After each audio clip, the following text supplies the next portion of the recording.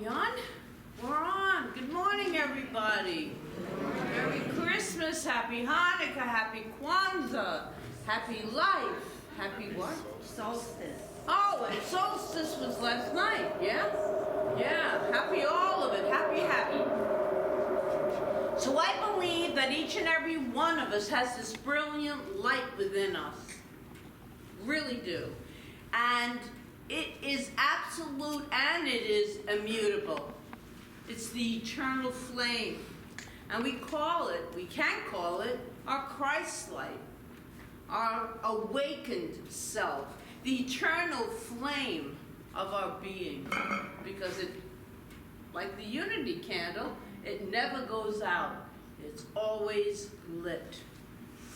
We share our light by expressing our many gifts that we can lovingly give to others. A few of those gifts are the gifts of kindness, appreciation, listening, and a great big hug. We're great at giving that gift. A nice hug always feels good.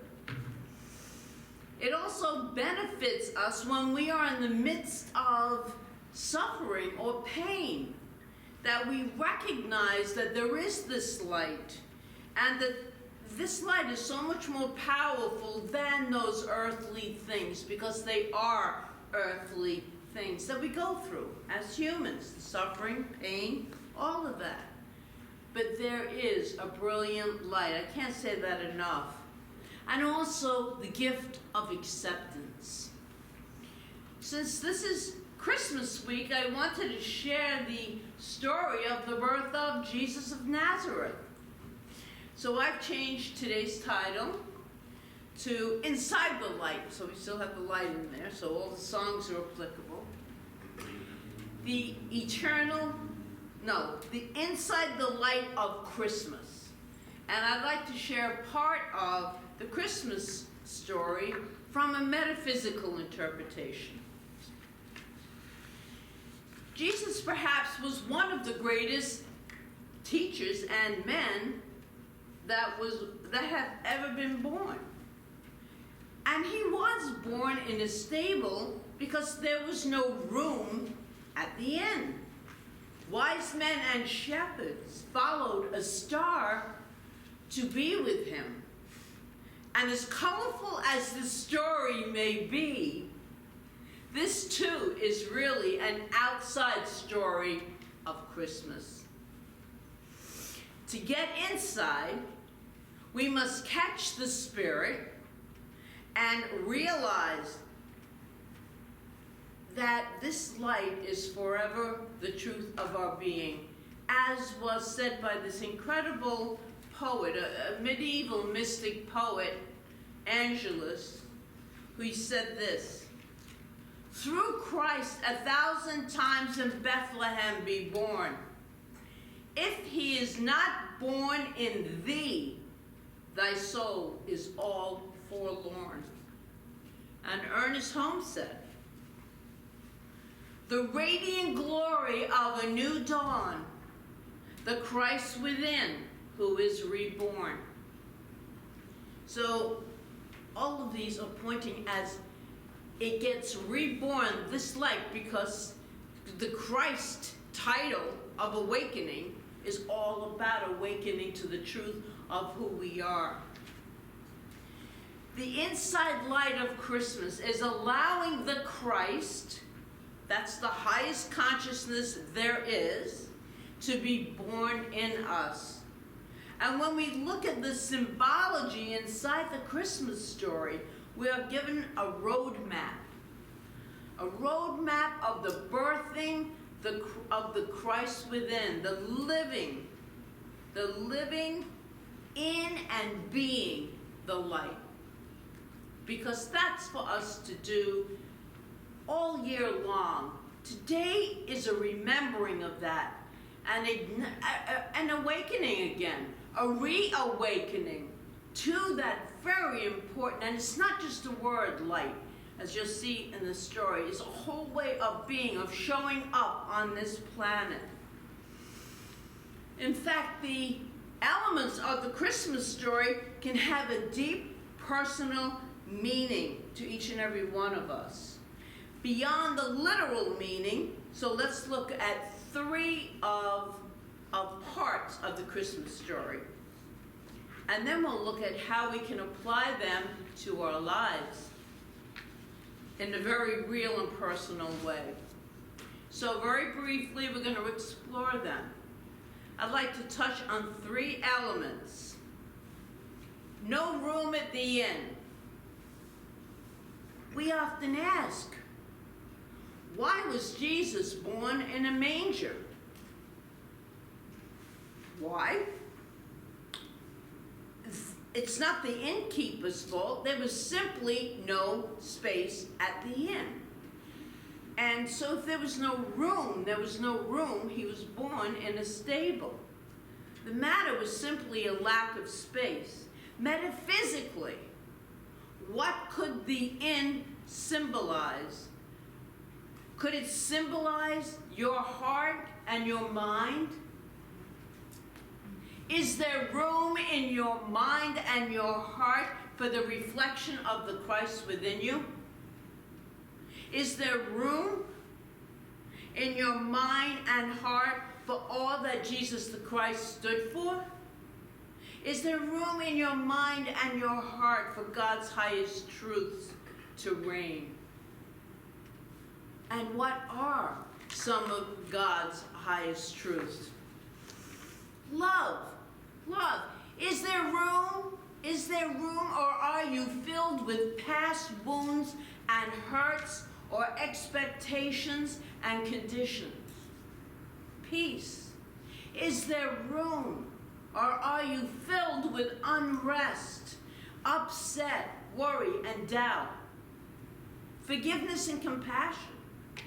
Is there room, or are you filled with resentment and anger? Miracles, one of my favorite words. Is there room, or are you too filled with fear and attachment to appearances? Wondrous possibilities. Is there room, or are you too tied to what can't be done instead of what can be done? I could go on and on with all of those. We don't have room for so many gifts, spiritual truths that we are endowed with. We don't have the room for them. I say, let's make the room for them.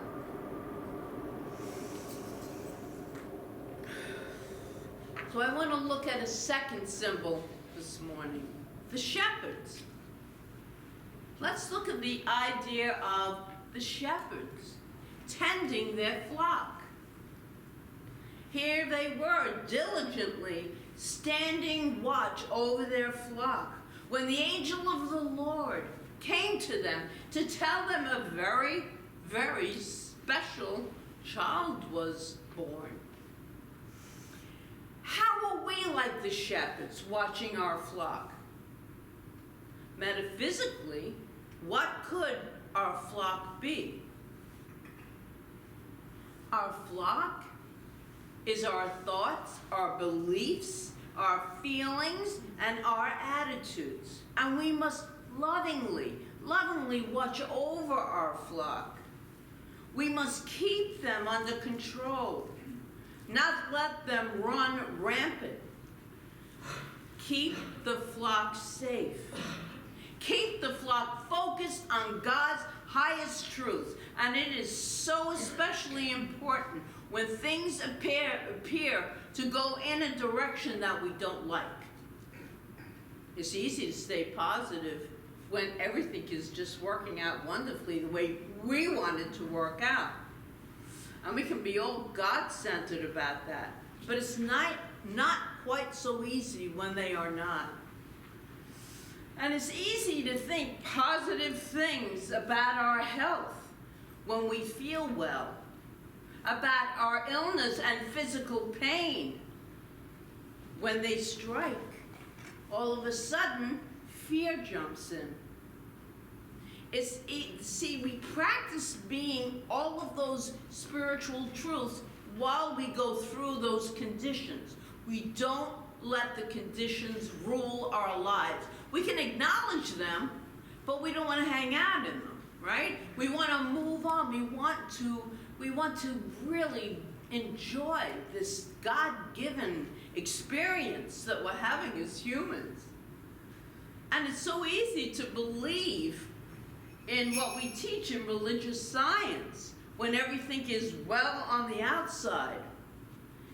Well, it's when they are not that we need to be especially mindful of what's going on inside. Going within. And tending the flock also means to do what we need to do in the world. It is the shepherd's job to tend to the flock. It is our job as spiritual beings, having human experiences, to tend to those human experiences as we need to be good stewards of our vehicle, our bodies, and our flow, which is the abundance of all good. So tuck those ideas away for now as we look at the third symbol, the wise man. Ernest Holmes wrote this piece that I am going to read in 1950 in the Science of Mind magazine. And he said, the wise man, the men, the magi, represent the intellect when God is in search, in which God in search after truth, that intelligence in all of us, which knows that God is not far off, that something within us feels with a deep feeling as life itself, that the holy babe of Bethlehem, he says, ought to be born to each one of us anew. And the wise men followed their intuition until they too came to the manger where the little child lay. What do the wise men represent in us and for us? The divine intelligence and intuition that resides within us. And that can lead to direct alignment to the Christ within, if we but let it. Now, talk about Christ consciousness, and if you've taken Foundations class, you know that. If you've read the books, you know that. Christ consciousness is that awakened state of high consciousness, high awakening, like incredible. And if you have the Science of Mind book, read the chapter on Christ consciousness, especially over all these holidays. So following it, though, might not be at all convenient. When we listen to that intuition, it might not always please everybody. And it may be counterproductive or seem selfish, a word I don't particularly like, but I think you should be selfish in a good way. You should love yourself. Be selfish. Get rid of those naysayers. But it shines within us, this divine intelligence, like the star from the east shone upon the wise men. And we are most wise to follow it. So these are three ideas of the Christmas story. There's many more. These are three ideas of the Christmas story. If we deepen into them, we most certainly begin living as God's highest truth. Pure light. That's our highest truth, being pure light beings. And I'd like to share this reading from Ernest Holmes. This is really beautiful. He wrote this. And so the long-appointed day arrived. A voice from out of the stillness spoke.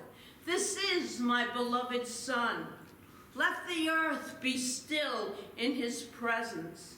Let the beasts of the field, the birds of the air, and all living creatures be still.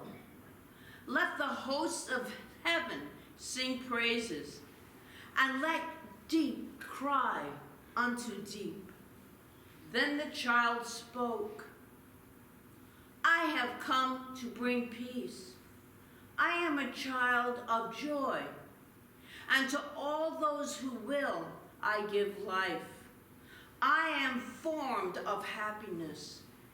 I am come from eternal stillness.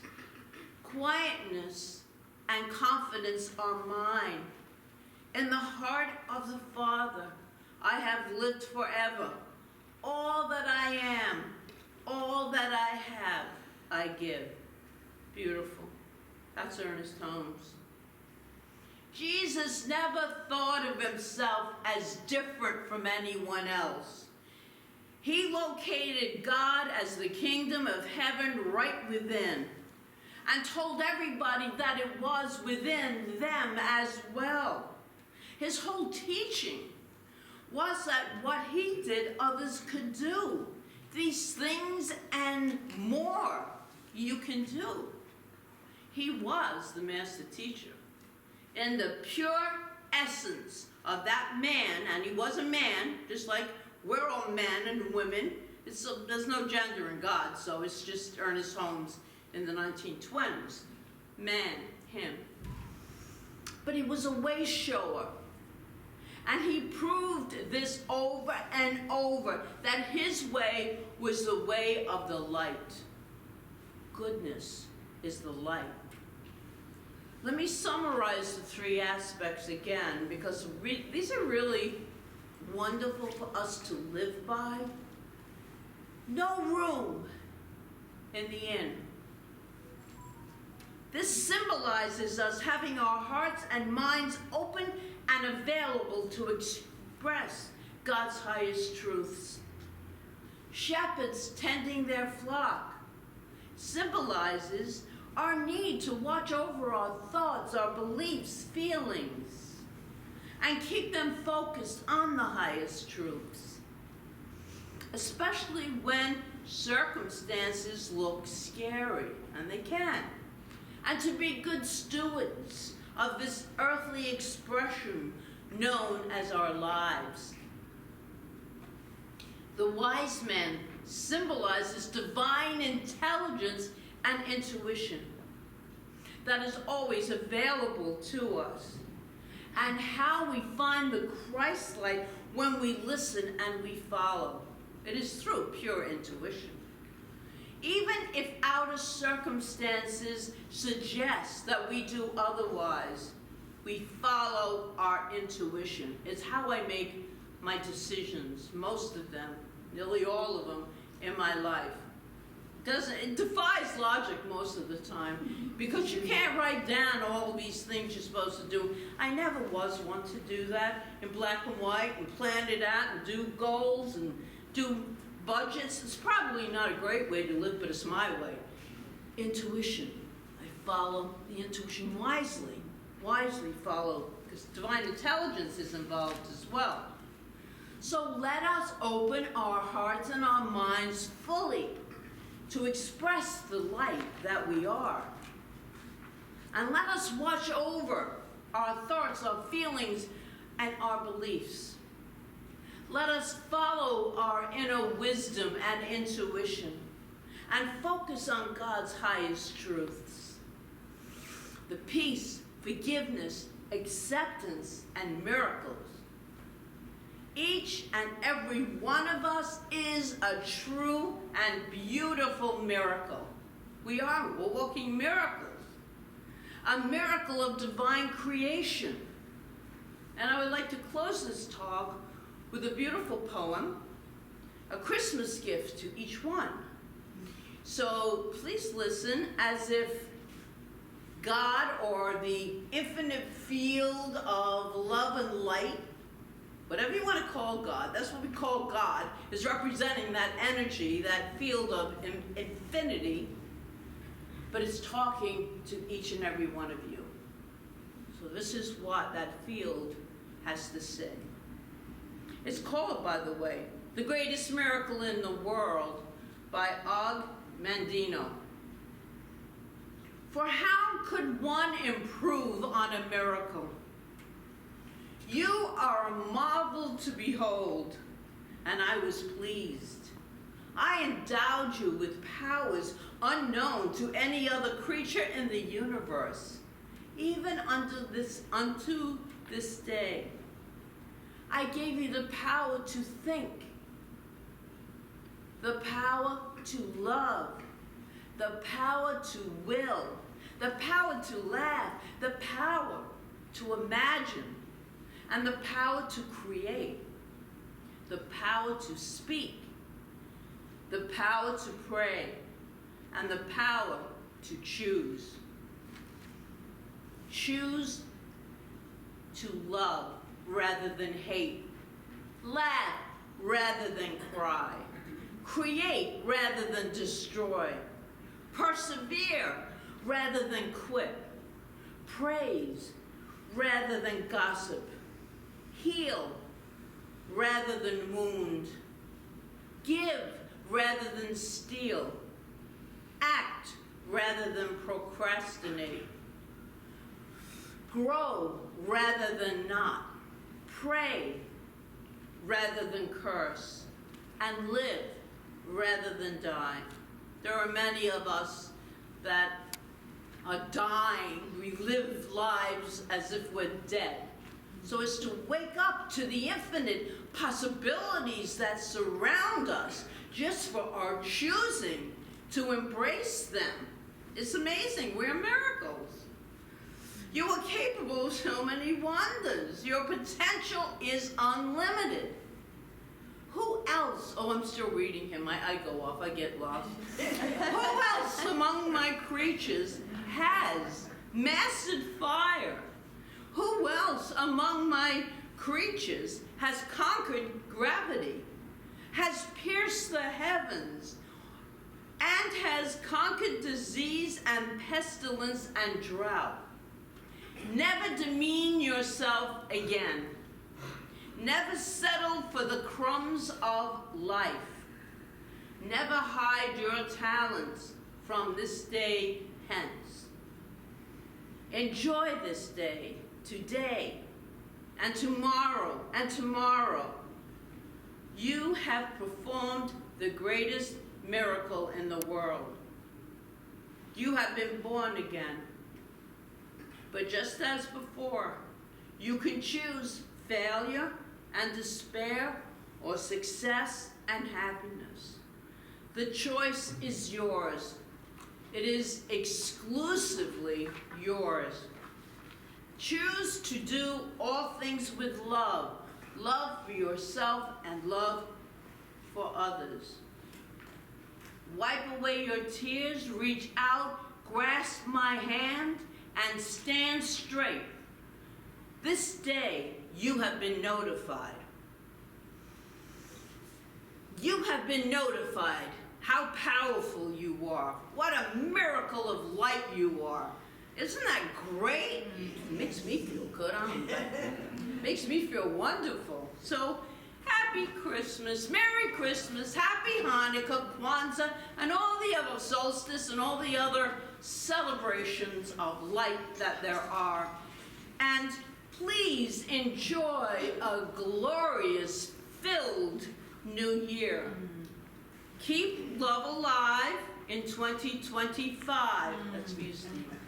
Keep love alive in 2025. I like to have a little quote that rhymes every year. So that's the one I have for this year. Blessings to everybody.